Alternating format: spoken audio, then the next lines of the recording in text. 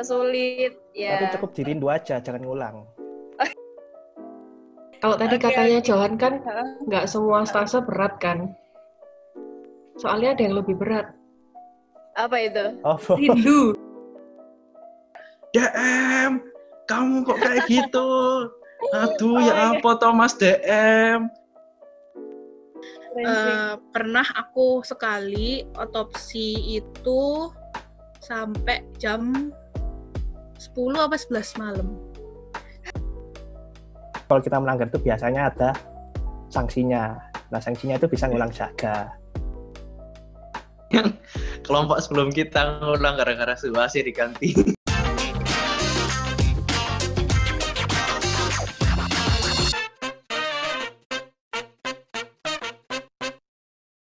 Ada tips and trick bagi mahasiswa FK yang akan dan mau menjalani koas. Tiap orang beda-beda kalau aku ya ini ya.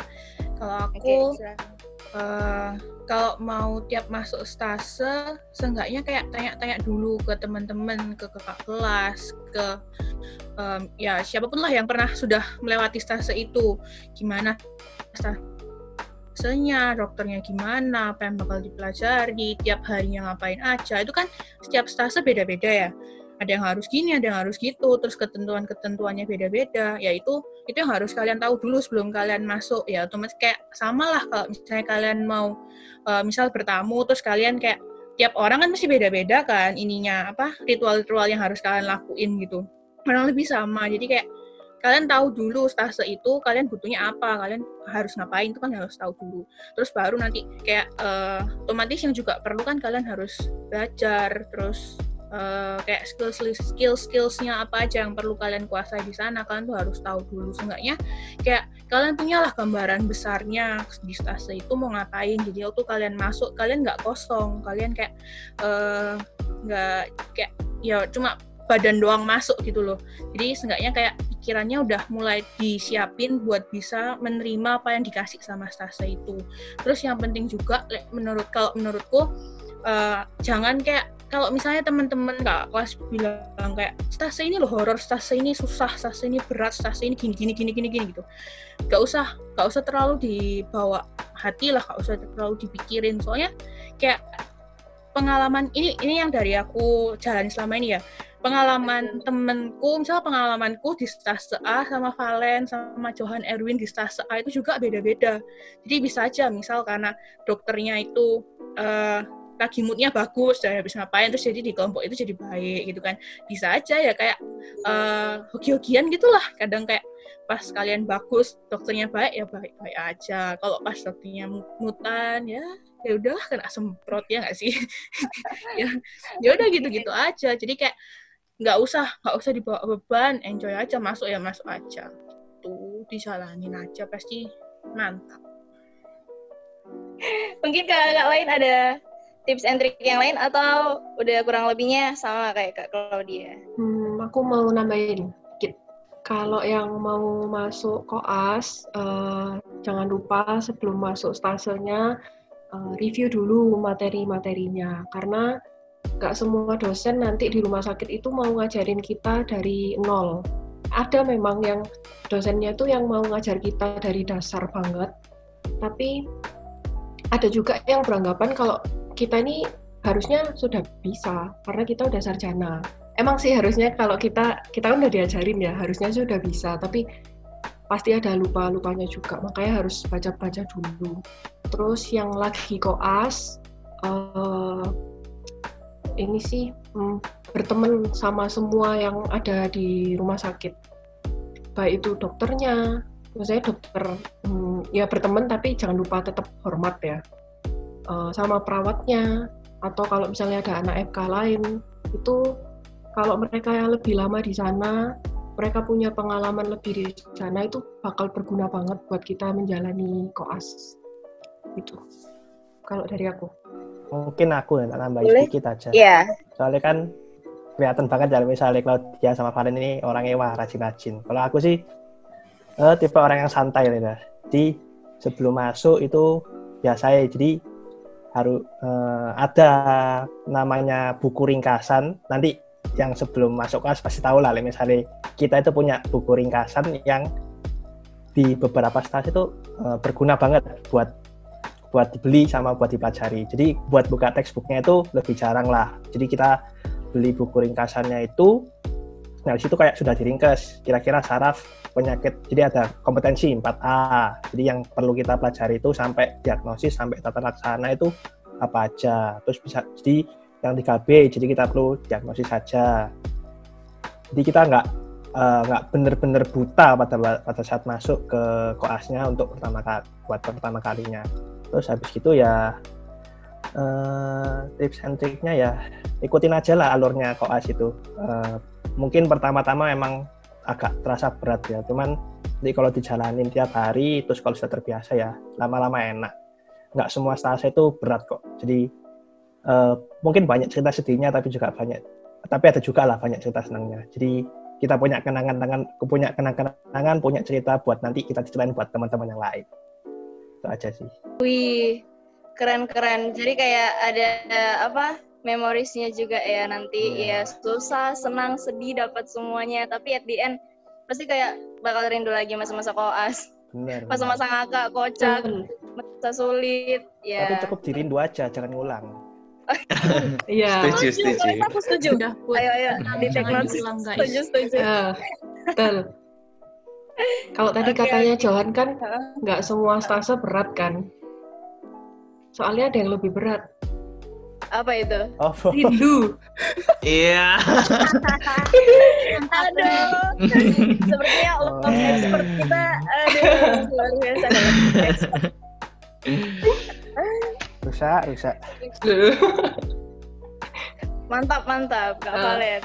Intinya tuh kalau koas ya di rumah sakit ya yang rajin, ingat kewajibannya, yang harus dilakuin apa. Tapi jangan lupa seneng-seneng juga, ya harus seimbang lah.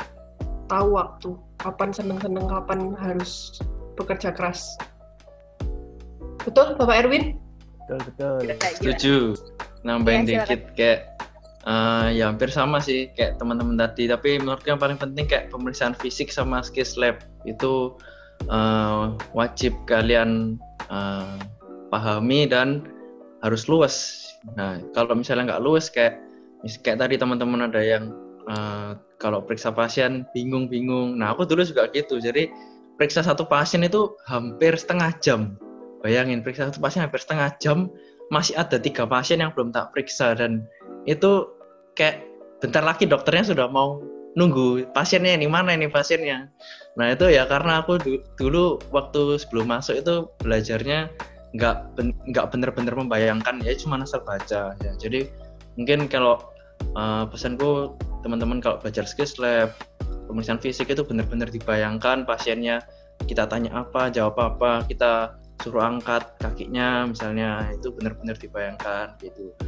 Nah kalau misalnya sudah biasa itu bisa mungkin satu pasien itu bisa lebih cepat, bisa 10 menit mungkin lebih cepat. Bayangkan dari 30 menit jadi 10 menit itu kan benar-benar beda jauh ya kalau misalnya kita sudah lulus.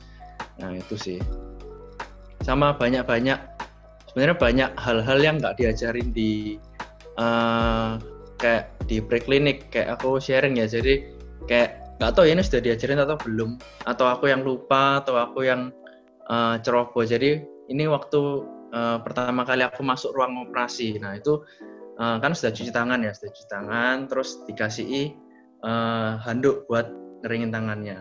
Nah terus aku naruh handuk ini harusnya idealnya kita langsung lempar aja ke bawah gini, tangannya tetap di atas, tapi aku naruh handuk di bawah gini. Langsung perawat yang dari ujung sana teriak, "DM, kamu kok kayak gitu?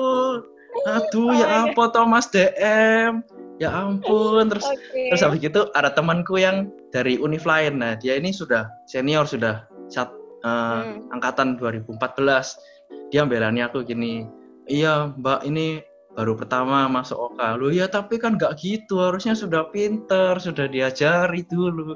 Dalam hatiku, "Sudah diajari apa belum ya, aku juga lupa." Jadi ya kena semprot gitu ya. Tipsku juga mungkin lebih banyak lah tanya-tanya teman-teman atau kakak kelas yang sudah lewat stasenya supaya kita lebih was-was apa sih yang perlu diperhatikan di stase itu kayak gitu. Benar-benar. Berarti ya benar ya kata-katanya kakak tadi.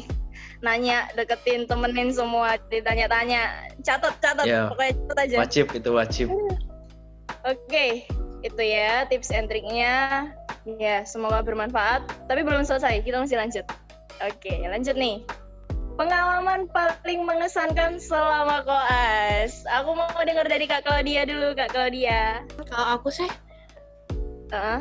bukan mengesankannya bukan buat diulang yang terlalu menyenangkan gitu ya, kayak yang aku masih inget-inget terus gitu.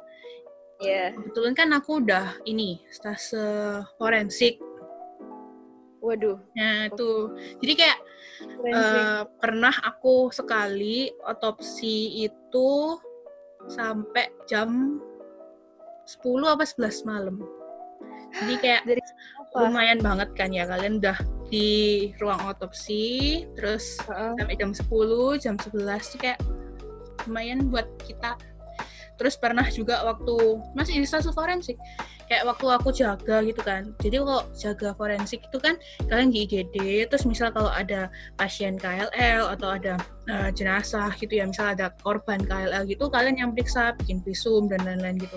Pernah waktu aku jaga IGD itu tiba-tiba ada korban KLL, terus meninggal, jadi kita harus visum, dan itu sekitar jam 8-9 malaman. Jadi ya udah mau nggak mau tuh jam 8 jam 9 malam kita ke ruang jenazah, kita visum, lakuin pemeriksaan luar.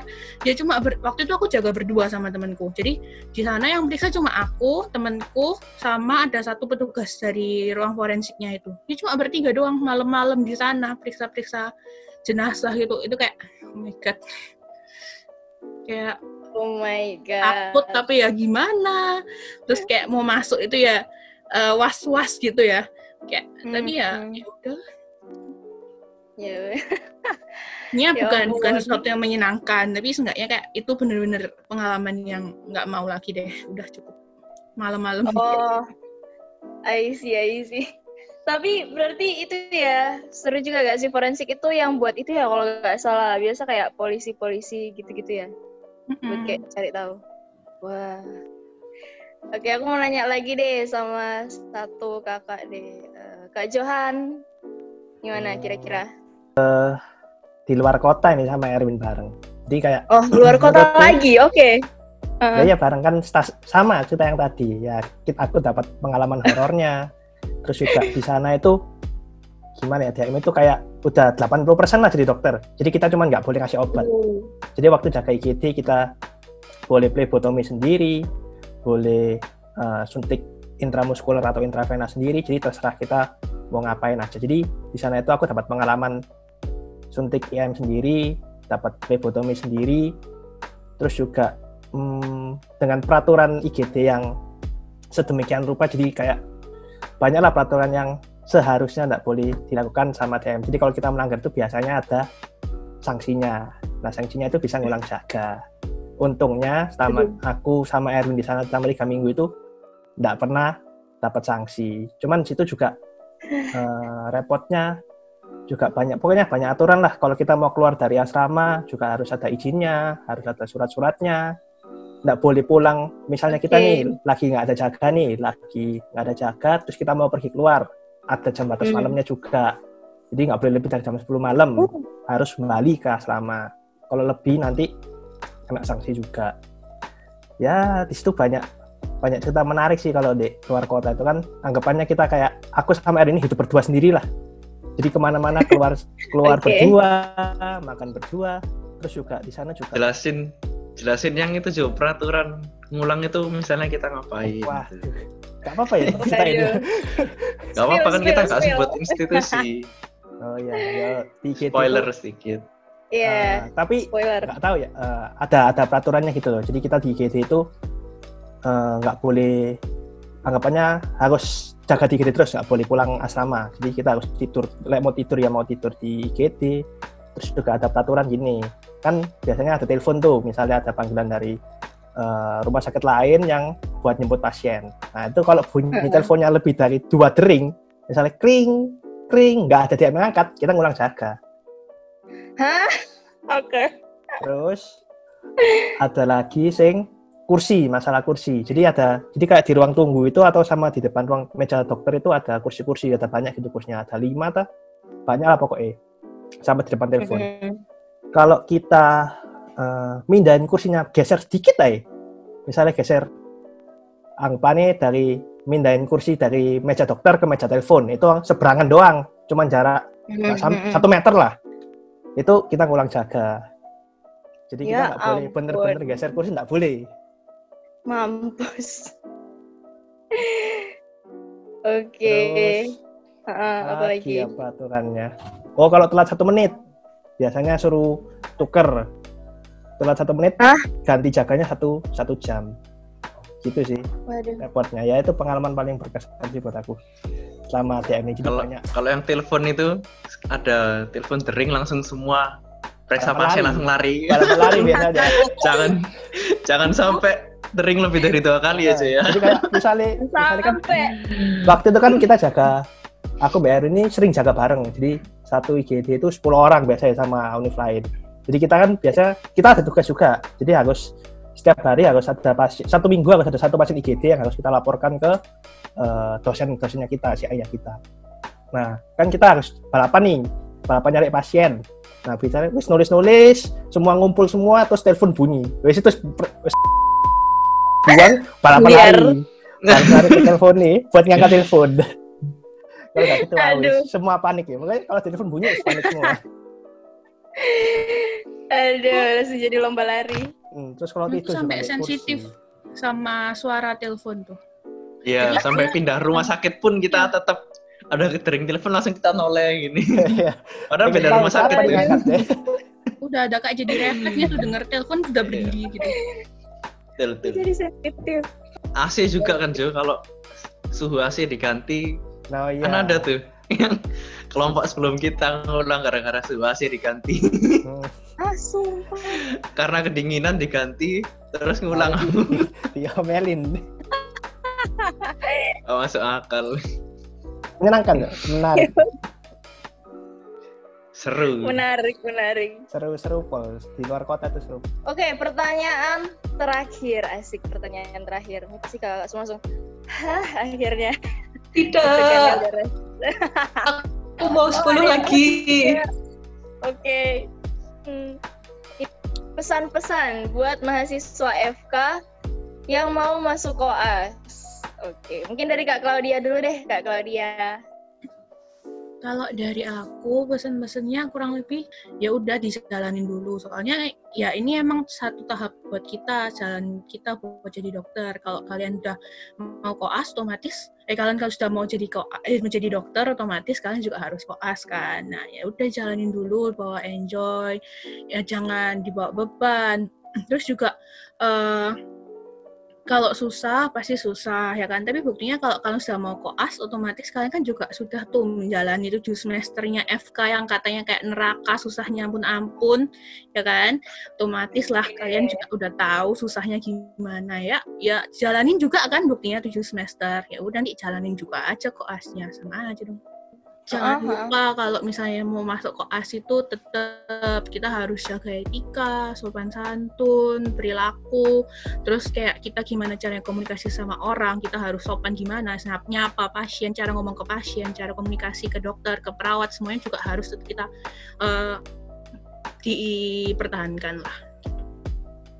Oke, ya bener ya, berarti tetap diingat ya KBBI, jangan dilupakan. Waduh, bukan cuma buat kampus doang ya ternyata, tapi buat koas, bahkan mungkin ya sampai kita praktik juga ya Kak Claudia ya. Oke, terima kasih Kak Claudia. Lanjut, pesan-pesan buat mahasiswa FK yang mau masuk koas dari Kak Erwin deh, Kak Erwin. Ya, kalau aku nanti kalau kalian koas buat yang habis ini ya 2017 ya, yang habis ini mau koas itu nanti ada yang namanya DM Patol sama DM Visiol.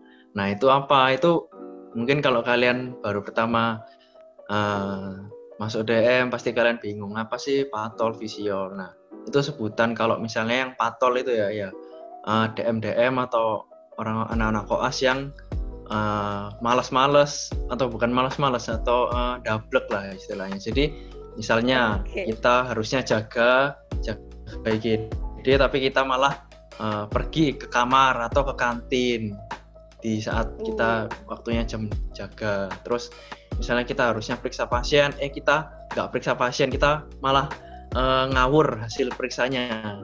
Kita kira-kira tekanan darahnya segini, nafasnya segini, itu lumayan sering itu. Terus habis gitu, kalau yang namanya DM visual itu ya yang berlawanan dari itu ya, yang baik-baik ya. Kalau jaga-jaga, kalau periksa pasien ya periksa pasien. Jadi harapanku teman-teman jangan jadi DM yang patol, tapi juga kalau terlalu visual juga jangan juga. Pasti di kelompok kalian itu ada teman-teman yang nggak bisa se-visual kalian. Jadi kalian harus bisa toleransi lah sama teman-teman kalian. Misal teman kalian mau keluar atau mau periksa pasien, misalnya batasnya periksa pasien nih, batasnya jam 8 harus selesai. Nah, teman kalian maunya periksa pasien jam 7, tapi kalian maunya periksa pasien jam 6:30. Ya sudah, kalian sepakati aja 7 kurang seperempat, tengah-tengah kayak gitu. Jadi jangan kalian memaksakan kehendak, kita harus visual, harus baik semua. Enggak, kasihan temanmu yang enggak bisa menyamai kamu kayak gitu. Tapi juga kalian yang mungkin enggak bisa se-visual itu juga jangan enggak tahu diri, jangan ngajak temannya, enggak usah periksa pasien yuk, enggak usah turun ke IGD yuk. Nah, itu yang menurutku cukup sering sih jadi masalah. Jadi kayak kita mau periksa pasien juga nggak enak nanti sama teman kita, kok rasanya kita ninggal dia, tapi kalau kita nggak periksa juga gimana, kayak gitu. Terus juga pesanku buat teman-teman yang habis ini mau masuk DM, terutama 2017 juga ya, ini kan juga lagi pandemi ya, aku nggak tahu ya, mungkin karena nanti DM-nya seperti apa. Kalaupun online ya pesanku teman-teman kuatkanlah teorinya. Ini kesempatan kalian belajar teori, karena kalau kalian sudah masuk koas, sudah di rumah sakit itu hampir kecil sedikit waktu buat kalian belajar ngulang teori lagi. Itu sangat sulit karena kalian sudah pasti capek terus banyak tugas juga, sampai rumah juga capek. Nah itu buat buka buku lagi bukan nggak bisa, tapi sulit, lebih banyak capeknya. Jadi ya bisa sih bisa, tapi kalau ada kesempatan ini kalian waktu belajar online ini lebih baik digunakan sebaik-baiknya. Mungkin itu aja.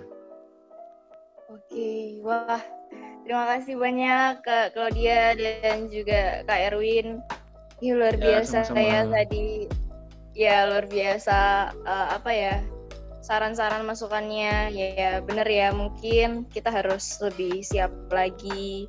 Apalagi kan kita tahu sendiri kayak tadi kan dibilang ya koas juga pulangnya sampai malam, ya mungkin bisa capek. Jadi berarti kita harus benar-benar tahu mengatur waktu kita, biar kita ada waktu untuk istirahat, juga ada waktu untuk nanti kita bisa fokus buat koas dan lain-lain. Oke, itu dia. Tadi semuanya sudah terjawab pertanyaannya. Yeay! Kok aku tepuk tangan sendiri? Oke. Terima kasih.